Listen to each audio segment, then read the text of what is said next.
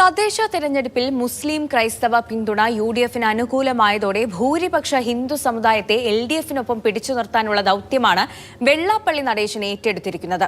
ക്രൈസ്തവരെ ഹിന്ദുക്കൾക്കൊപ്പം കൂട്ടി മുസ്ലിങ്ങളെ മാറ്റി നിർത്തുന്ന നായാടി മുതൽ നസ്രാണി വരെ എന്ന പുതിയ വിഭജന മുദ്രാവാക്യം പുതിയ പരീക്ഷണമാണ്. യുഡിഎഫ് മുസ്ലിങ്ങൾക്ക് വേണ്ടിയും ബിജെപിയുടെ ക്രൈസ്തവ സ്നേഹം പൊള്ളയെന്നും വെള്ളാപ്പള്ളി പറയുന്നത് എൽഡിഎഫിനെ അധികാരത്തിലേക്ക് എത്തിക്കാനാണ്. നായാടി തൊട്ട് നസ്രാണി വരെ യോജിച്ചു പോകണമെന്ന് തീരുമാനിക്കുന്ന SNDP യോഗത്തിന് ഇനി NSSുമായിട്ട് ഒരു പിണങ്ങിപ്പോവുക എന്നൊരു നയം ഇനി ഞങ്ങളിൽ നിന്നുണ്ടാകാനുള്ള സാധ്യത കുറവാണ്. നായാടി മുതൽ നമ്പൂതിരി വരെ എന്ന ഒരു പതിറ്റാണ്ട് മുൻപത്തെ വെള്ളാപ്പള്ളി നടേശന്റെ ഐക്യപ്രഖ്യാപനം നായാടി മുതൽ നസ്രാണി വരെ എന്ന പ്ലാനായി മാറ്റിയിട്ടുണ്ട്. നായർ ഈഴവ ക്രിസ്ത്യൻ ഐക്യത്തിനായി ശുഭ്രപതാകയെത്തുന്ന വെള്ളാപ്പള്ളി ഒരു വശത്ത് മുസ്ലിങ്ങളെ നിർത്തി വിഭജന രാഷ്ട്രീയം പയറ്റുകയാണ്. കോൺഗ്രസ് മുസ്ലിം സമുദായത്തിന് വേണ്ടിയാണെന്ന് ഈഴവ നേതാവ് പ്രചാരകനാകുമ്പോൾ നമുക്ക് 1959 NSS SNDP ചരിത്രമൊന്ന് ചെയ്യാം. മന്നത്ത് പത്മനാഭനും ആർ ശങ്കറും കൂടി NSS SNDP ലയനം വരെ ചിന്തിച്ച കാലമാണത്. ഇന്ന് കോൺഗ്രസ് മുസ്ലിങ്ങൾക്ക് വേണ്ടിയെന്ന വിഷയമാണെങ്കിൽ അന്ന് ക്രിസ്ത്യാനികൾക്ക് വേണ്ടിയുള്ള ഭരണമെന്ന മുദ്രാവാക്യമായിരുന്നു. RSS പ്രേരണയിൽ മന്നവും ആർ ശങ്കറും ചേർന്ന് ഹിന്ദു മഹാമണ്ഡലം വരെ രൂപീകരിച്ചു. പക്ഷേ ഇടതു പാർട്ടികളുടെ വേരോട്ടത്തിൽ അന്ന് അത് ലക്ഷ്യം കണ്ടില്ല. പതിറ്റാണ്ടുകൾക്ക് ശേഷം മുന്നണി രാഷ്ട്രീയം പ്രസക്തമായതോടെ SNDP general secretary Vellappally Natesan ആ റോൾ ഏറ്റെടുത്തു. നായാടി മുതൽ നമ്പൂതിരി വരെ എന്ന മുദ്രാവാക്യം ഉയർത്തി മുസ്ലിം ക്രിസ്ത്യൻ സമുദായത്തെ മാറ്റി നിർത്തിയത് സംഘപരിവാറിന് കേരളത്തിൽ വളമിടാനുള്ള ദൗത്യമായിരുന്നു. 2015 മകൻ തുഷാർ വെള്ളാപ്പള്ളിയെ ഇറക്കി BDJS എന്ന രാഷ്ട്രീയ പാർട്ടിക്ക് രൂപം നൽകി. നായാടി മുതൽ നമ്പൂതിരി വരെയുള്ളവരെ ആ പാർട്ടിയിൽ അണിനിരത്തി. ഇനി നമുക്ക് വേണ്ടി നമ്മളാൽ ഭരിക്കപ്പെടുന്ന നമ്മുടെ ഭരണം വരണം. ഇടതുപക്ഷത്തോട് എന്നും ചാഞ്ഞു നിന്ന ഈഴവ സമുദായത്തിന് BDJSലൂടെ കേന്ദ്രം ഭരിക്കുന്ന BJPയിലേക്ക് പാലമിടുകയായിരുന്നു വെള്ളാപ്പള്ളി. ഇടതുപക്ഷത്തിന്റെ ഫിക്സഡ് ഡെപ്പോസിറ്റ് ആയിരുന്ന ഈഴവ വോട്ടിലേക്കുള്ള വാതിൽ കൂടിയാണ് വെള്ളാപ്പള്ളി തുറന്നിട്ടത്. പക്ഷെ CPMന്റെ തെരഞ്ഞെടുപ്പ് ലക്ഷ്യങ്ങൾ അറിഞ്ഞ് ഓരോ കാലത്തും മുസ്ലിം പ്രീണനം പറഞ്ഞ് ഭൂരിപക്ഷ വികാരം വെള്ളാപ്പള്ളി ഉയർത്തിവിട്ടു. മരിക്കണമെങ്കിൽ ആരായിട്ട് മരിക്കണം?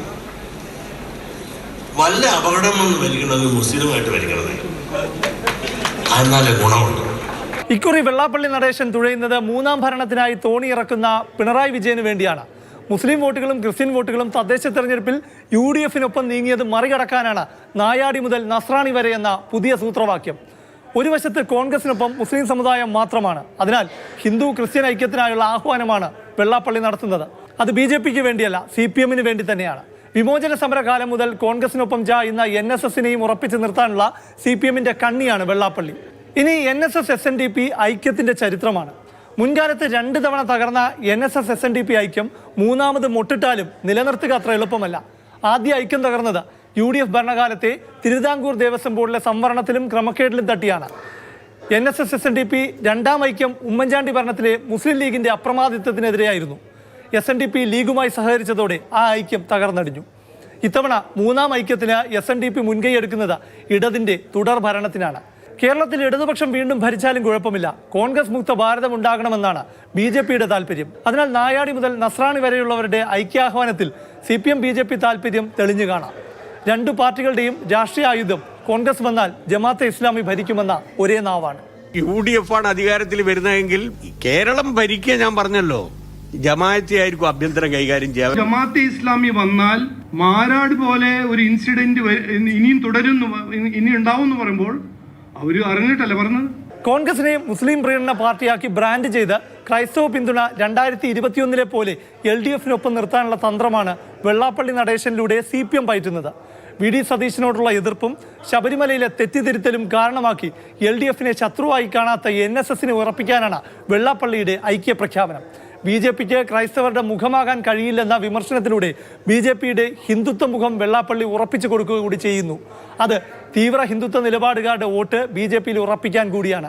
ചുരുക്കത്തിൽ സാമുദായിക സമവാക്യങ്ങൾ സൃഷ്ടിക്കുന്ന വെള്ളാപ്പള്ളി നടേശൻ മൂന്നാം പിണറായി ഭരണത്തിന് വഴിവെട്ടുകയാണെന്ന് തെളിഞ്ഞു കാണാം. പ്രശാന്ത് കൃഷ്ണ, മാതൃഭൂമി ന്യൂസ്, തിരുവനന്തപുരം.